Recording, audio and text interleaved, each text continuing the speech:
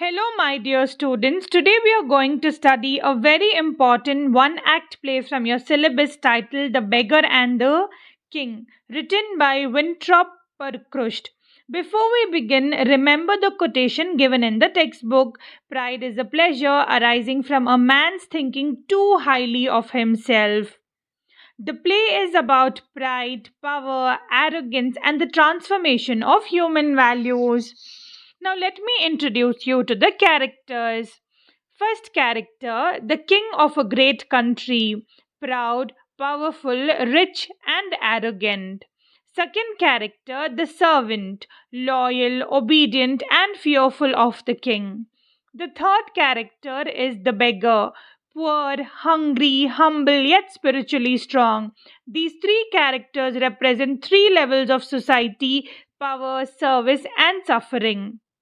Students, now let's see the setting of the play. The play is set in a royal palace chamber that overlooks a courtyard. It is midsummer. The play's windows are open. From outside comes the repeated cry of a beggar asking for bread. This setting shows the contrast between luxury inside and poverty outside. First paragraph: the king's comfort and pride. The play opens with the king sitting on a golden chair, wearing a golden crown and holding a golden scepter. A servant fan him with peacock feather. This description highlights the king's extreme luxury and pride. Gold symbolizes power, wealth, and ego. Second paragraph: the beggars cry for bread. From outside, the beggar repeatedly cries, "Bread, bread, bread." The simple word shows basic human need, while the king enjoys luxury. Another human being is starving. The cry disturbs the king, not because of compassion, but because it interrupts his comfort. Third paragraph: the king's arrogance. The king asks who is crying. When told it is a beggar, he becomes irritated and orders the servant to send him away.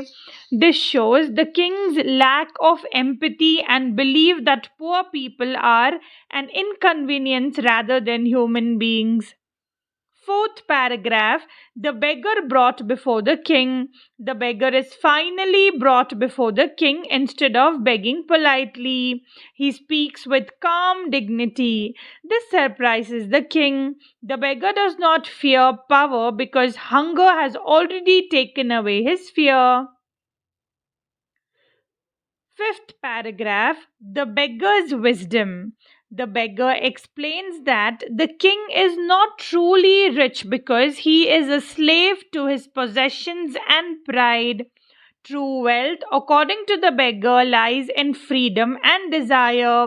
This reverse social roles: the beggar appears wiser than the king.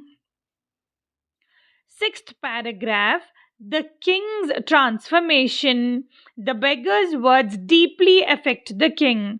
For the first time, the king realizes his emptiness, his pride begins to collapse. This moment marks the turning point of the play. Seventh paragraph: change in the king. The king now feels humility. He understands that power without compassion is meaningless. The beggar, though poor, is spiritually superior. The king learns that human dignity is above wealth. Students, now let's see what is the conclusion. The play ends by delivering a powerful message. Pride leads to downfall, and true greatness lies in humility and compassion. The beggar wins not through force but through wisdom. Students, now let's see what is the moral of the play. The moral of the play is very simple and clear.